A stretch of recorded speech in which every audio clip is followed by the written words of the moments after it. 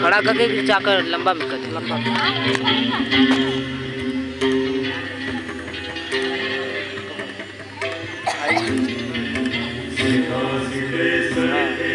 ऊपर नीचे से करिएगा सही सही है तेरे पास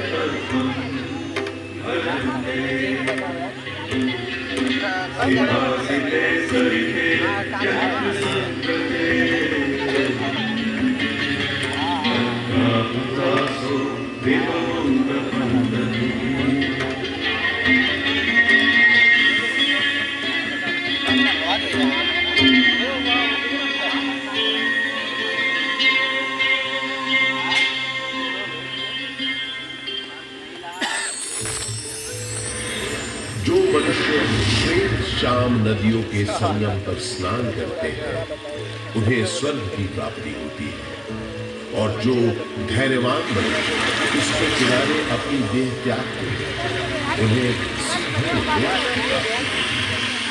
ब्रह्म पुराण में ब्रह्मा जी भी कहते हैं क्योंकि यहाँ सरस्वती जी अदृश्य रूप में गंगा जी से मिलती है इसलिए इस क्षेत्र को सरस्वती तीर्थ संगम कहा गया।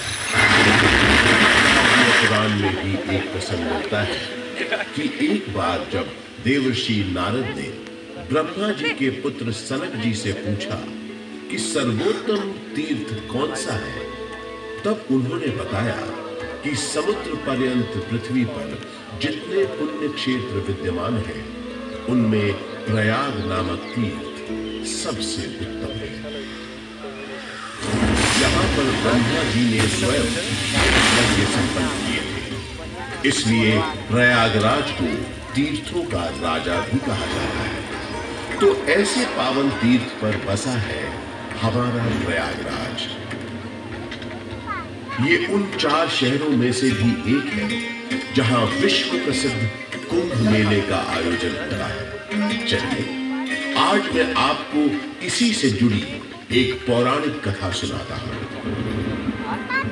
समुद्र मंथन के समय जब अमृत कलश प्रकट हुआ तब देवताओं और असुरों में उसे पाने के लिए भयंकर युद्ध हुआ। ये देखकर गरुड़राज सुरक्षा के विचार से इस अमृत कुंभ को लेकर क्षीर सागर की ओर उड़ चले।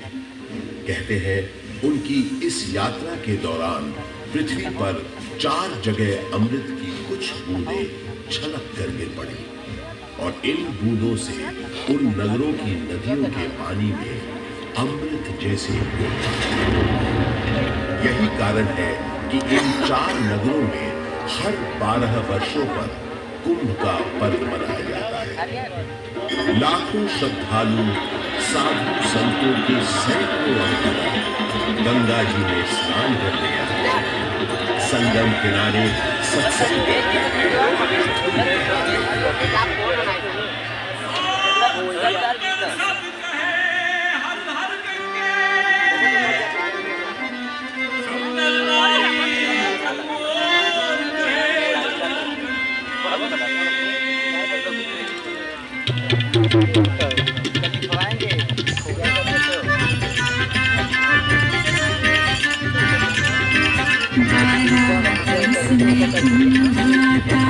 माघ के महीने में 12 बरस माघ के महीने में पावन जल अमृत बन जाता। माघ के महीने में 12 बरस में कुंभ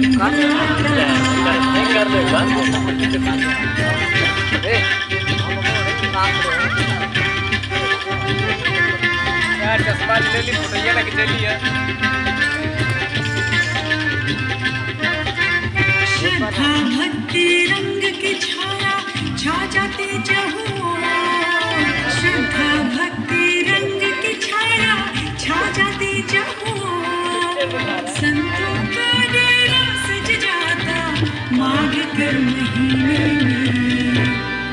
12 बरस में कुंभ आता।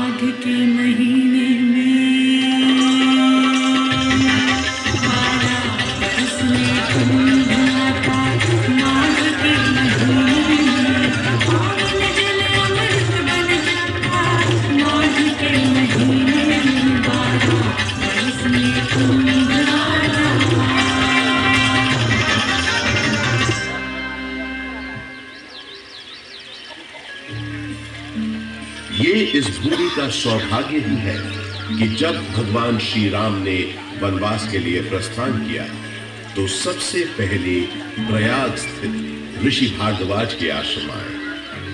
महर्षि भारद्वाज एक महान तपस्वी और ज्ञानी महर्षि थे। रामचरितमानस में गोस्वामी तुलसीदास जी ने लिखा है कि भारद्वाज मुनि बसहि प्रयागा, अर्थात भारद्वाज मुनि का निवास स्थान प्रयागराज है। ऐसा माना जाता है कि भगवान श्री राम ने वन जाते समय यहाँ रात्रि निवास किया था।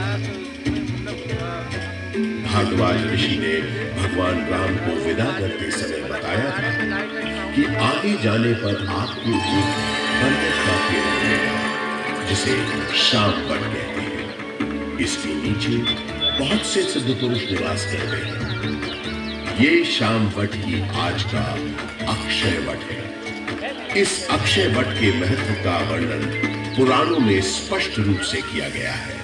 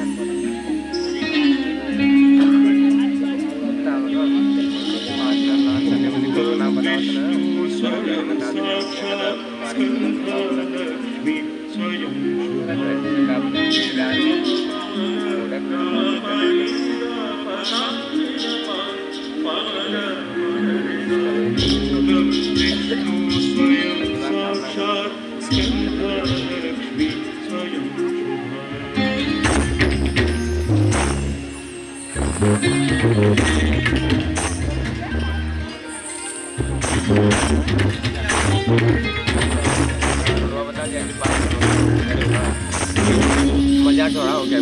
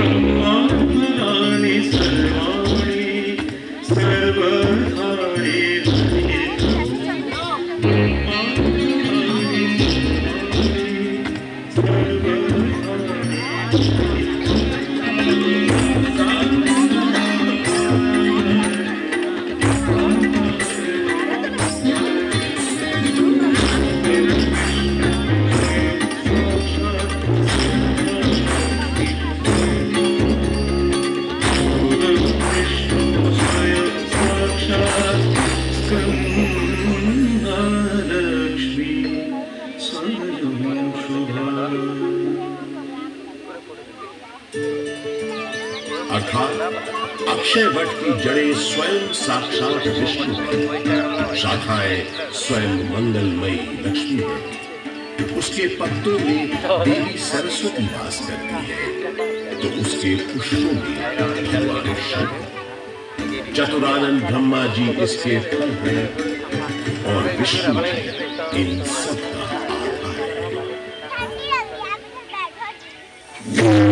आधार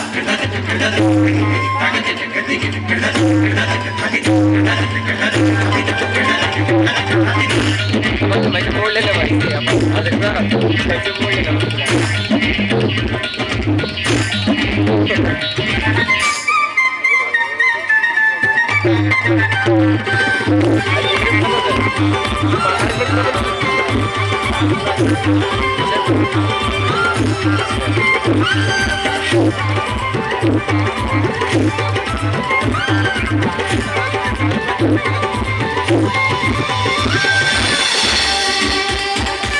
चला नहीं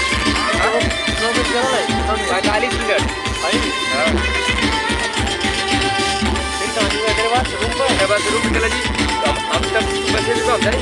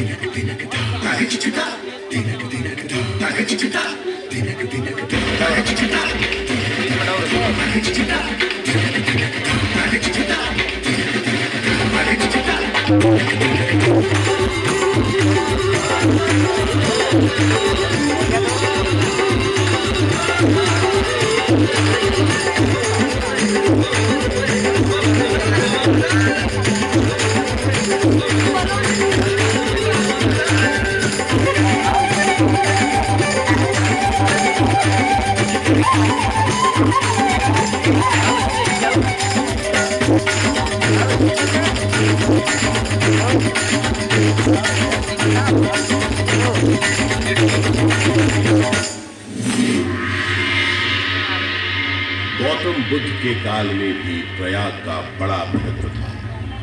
इसका एक बड़ा साक्ष्य है यहाँ उपस्थित अशोक की नाव।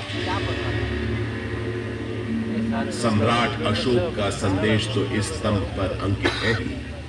गुप्त काल के शक्तिशाली राजा समुद्रगुप्त का प्रयाग प्रशस्ति अभिलेख भी इसी स्तंभ पर खुदा है।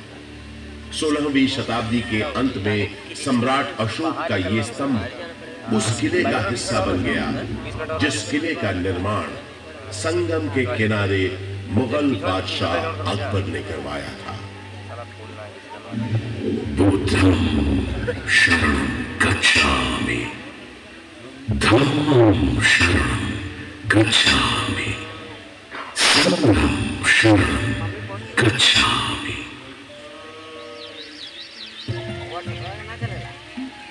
हजारों वर्ष पुराने इस प्रयाग नामक नगर के आध्यात्मिक और धार्मिक महत्व से बादशाह अकबर इतने प्रभावित हुए कि उन्होंने यहाँ एक नया शहर भी बसा दिया और उसका नाम रखा इलाहाबाद, जो वक्त के साथ साथ बन गया इलाहाबाद। अपनी भौगोलिक स्थिति, सुंदर आबोहवा और राजनीतिक महत्व की वजह से इलाहाबाद ब्रिटिश हुक्मरानों को भी बेहद पसंद आया और कुछ ही समय में ये शहर ब्रितानी हुकूमत का एक महत्वपूर्ण केंद्र बन गया। इलाहाबाद हाईकोर्ट इसका एक जीवंत उदाहरण है। देश के 4 उच्च न्यायालयों में से तो एक ये है ही। इसके अलावा अनेक महत्वपूर्ण और ऐतिहासिक फैसले देने का श्रेय भी इस न्यायालय को जाता है।